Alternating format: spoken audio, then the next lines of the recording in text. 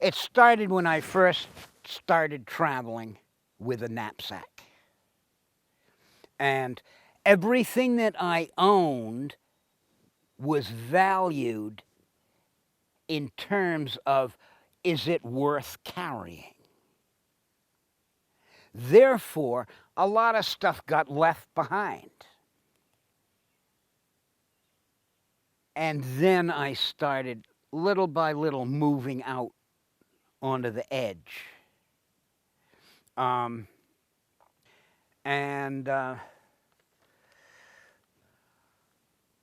When I came back from my first trip around the world, I landed here in this neighborhood.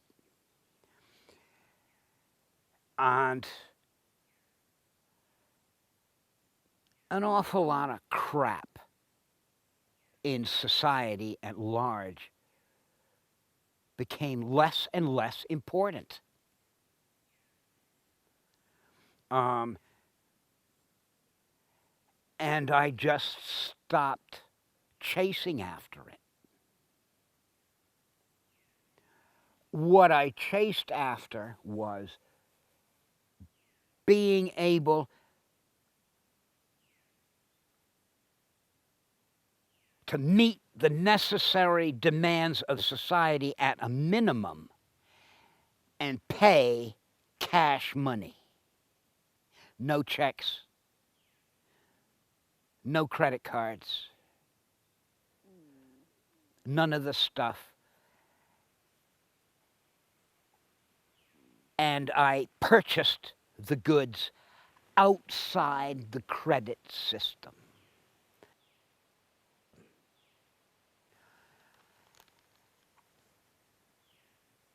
And the credit system is a social prison.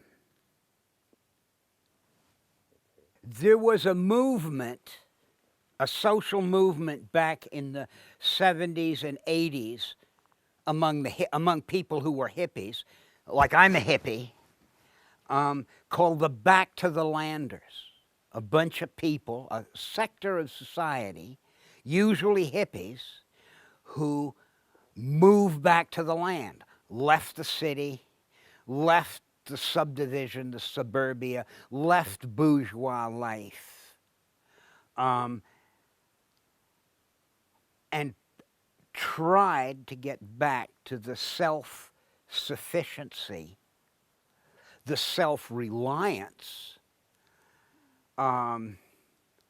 typified by the American writer Henry David Thoreau, to go back to the land and live like this.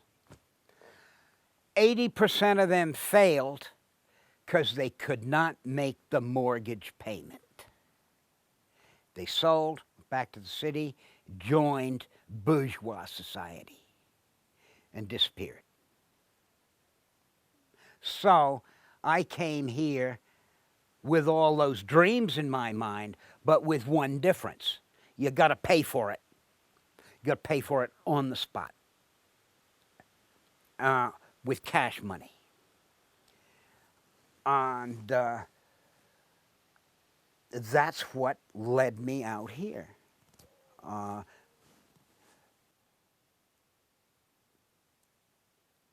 It seemed at the time, and still seems to me at the time, to make a worthwhile financial investment in a piece of real estate, and then to protect it as much as I can for the future. Well, that's it. I give it to somebody, they'll go and sell off the wood. You know, they'll cut it off, sell the lumber, this place will look like a desert. But if if the township can decide that here is a valuable parkland,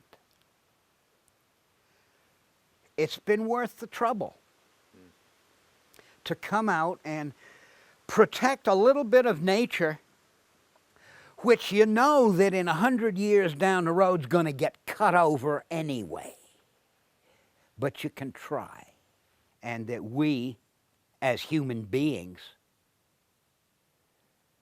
we have to protect and keep clean the earth that we live on, because there are no other habitable planets. The search for other habitable planets, A, is a dream, and B, it's a false excuse not to keep our own house clean. Because in science fiction, everybody gets on a rocket ship and goes to the new planet. There ain't no new planet. This is as good as it gets, so let's keep it clean. It's not for me to project my loneliness onto another person. My loneliness is mine. And it is lonely on occasion. But most of the time, it's solitude and creativity. Now, I'm not saying that I got beyond loneliness. And I'm not going to take it and go and project it onto Jane or Mary or whoever to take my loneliness away from me. That's a lie. That's dishonest. No girl's going to ask for that. And I wouldn't put that on any girl. You know, I try and look after myself. And as it's happened, I've been alone. And loneliness, being alone. There were places in this world that I wanted to get to so badly that it boiled down to the fact that I wouldn't be able to find a traveling companion. I wasn't going to wait looking around for a travel buddy. If I wanted to go someplace, I went there, and if I wanted it bad enough, I'd get there, and I'd get there alone. I'd get there on foot. Sure, I'd get to the major airport in an airplane. No problem flying from Miami to Lima. But then it was bus, and then it was horse, and then it was mule, and then it was foot. And if there wasn't someone else there with me, that's all right, I'll do it alone. I decided at a very early age that I have 2 bank accounts. One bank account's got no money in it, and the other bank account is full of youth. So let's start spending it. I've been to places at age 30 where only a 30-year-old could go. Of all the places in the entire world that a person should see is Machu Picchu. And they should walk in on the Inca Highway. There's nothing like it in the world, and you can't do it when you're 65. And I did it when I was 40, and it was one of the greatest experiences I've ever had. And I was equally grateful for the opportunity to sail for 2 years, and I got off the boat when I was 60. Because the youth bank account is all spent, but it's well spent. And therefore, I try to be as relaxed as I can. You know, maybe I'll live a little bit longer. As much as possible, I get up in the morning and see what's going on. And today is a perfect example. We went to bed last night with all kinds of sort of like fancy plans. I woke up this morning, or rather I didn't go to sleep at all last night. really. And all those plans had changed. On top of that, the sun didn't come up. What bigger change of plans can you ask for when the sun doesn't come up? So I have routines, which I'm comfortable. You know, I'm up. I get up in the morning, make my bed, warm the wash water, make a couple of cups of coffee, sit down and have my first cigarette of the day, and then I wait for another 6 hours. And I have a little routine, which is comfortable. But I do the best I can to resist. Society at large wanted very, very hard to determine my life. And the same society wanted to determine Alice's life. And somewhere along the line we said, no. 90% of the people who live out there in bourgeois society die with a life that's never been lived. And the gig is you take life right down to the wire and be very careful not to go beyond. You know, you've got to walk right up to the edge and look around and watch the bears walking around the front yard, or the moose. All these people here, they're into hunting things. They want to hunt things. They can't appreciate an animal that isn't dead. But hey, when the moose is walking around, you can see him walking around tomorrow, too. My God. People, you know, the people who walk this earth have only been given 70. So that makes me living on borrowed time. I'm not going to waste those hours, days, weeks in front of an idiot box.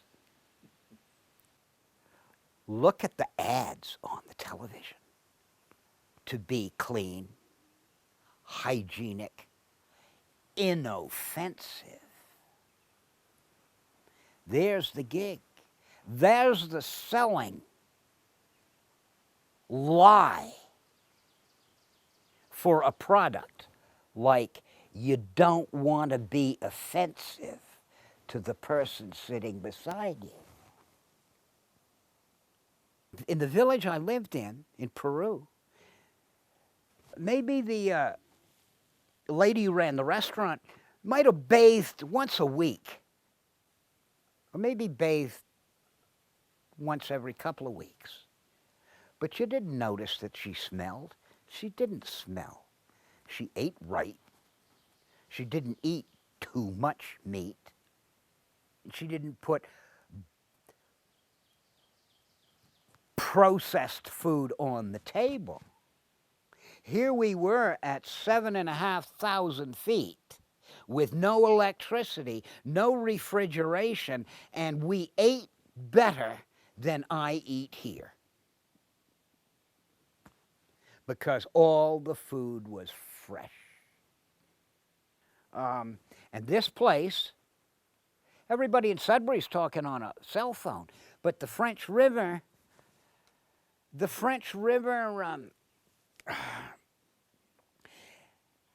was one of the last blank spaces on the Canadian map where there was no cell phone service and everything had to be done by landline. All right, so we're backward here. So that's good. So really that's what I want, because there's so much stuff out there that's redundant, you know, that's not necessary.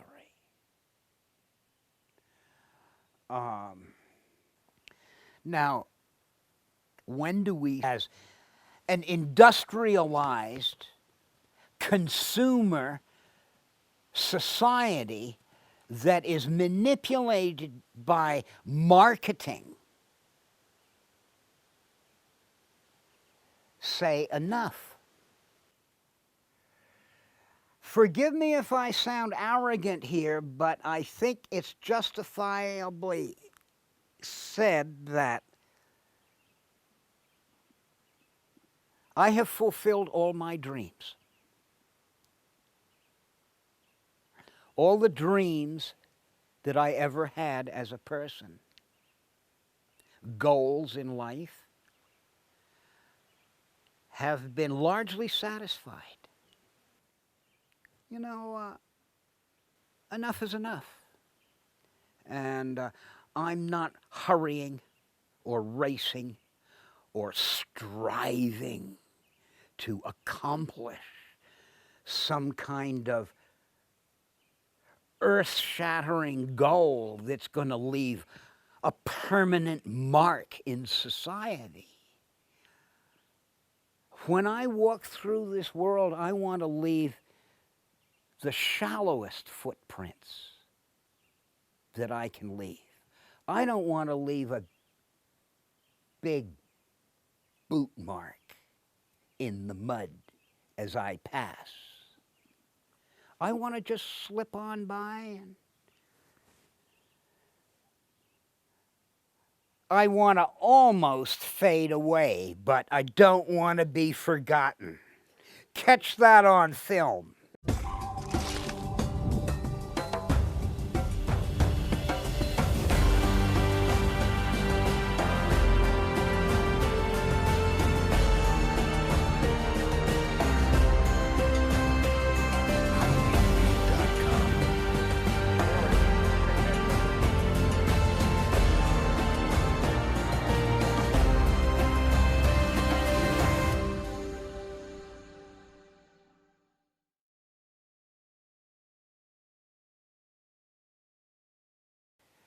And so, what was the question? Does that answer the question? Does that answer? Is that worthwhile information? It's enough. It's enough. Enough. Really It's enough. I don't know. Does that express an attitude? Does that answer your question? Why did I move away from accepted conventional society? I guess that sort of covers it, you know.